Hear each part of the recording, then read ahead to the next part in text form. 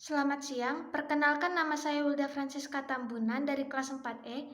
Di sini saya akan membahas materi mengenai penyelesaian sengketa menurut Konvensi Hukum Laut tahun 1982. Di mana video ini saya buat untuk menyelesaikan atau memenuhi tugas dari Hukum Laut Internasional.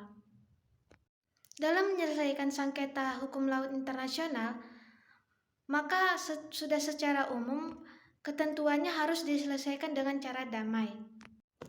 Ketentuan-ketentuan yang mengharuskan negara-negara untuk menyelesaikan sengketa di antara sesama mereka secara mahkamah internasional sebagaimana tertera dalam pasal 93 ayat 1 Piagam Perserikatan Bangsa-Bangsa dinyatakan damai adalah merupakan konsekuensi bahwa perdamaian dan keamanan merupakan salah satu fungsi pokok hukum internasional pada masa sekarang. Secara umum, cara penyelesaian sengketa laut dapat dibagi menjadi dua, yaitu penyelesaian sengketa dengan cara damai dan penyelesaian sengketa dengan cara paksa. Dalam UNCLOS 1982 merupakan monumen bersejarah bagi masyarakat internasional yang dapat membahas secara lengkap masalah-masalah kelautan. Secara umum, cara penyelesaian sengketa laut dibagi menjadi dua, yakni penyelesaian sengketa dengan cara damai dan penyelesaian sengketa dengan cara paksa.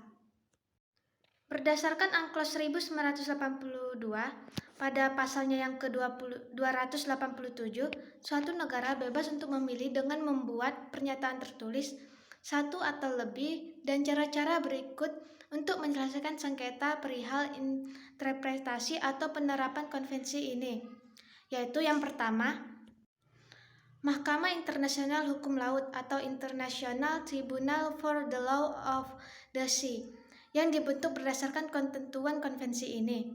Yang kedua, Mahkamah Internasional atau International Court of Justice.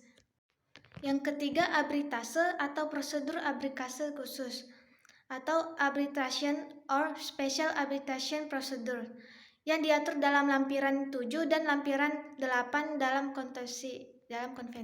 Yang keempat yaitu konsiliasi atau conciliation. Perselisihan tertentu dapat diselesaikan melalui konsiliasi yang diatur dalam lampiran kelima, yaitu melalui prosedur yang keputusannya tidak mengikat pihak-pihak yang berselisih.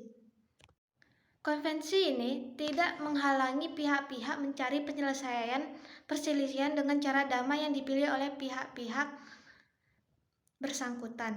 Ketentuan-ketentuan konvensi tentang penyelesaian sengketa hanya diterapkan apabila pihak-pihak berselisih yang telah memilih cara penyelesaian masalah mereka tidak dapat menghasilkan suatu penyelesaian. Selanjutnya, diterapkan pula apabila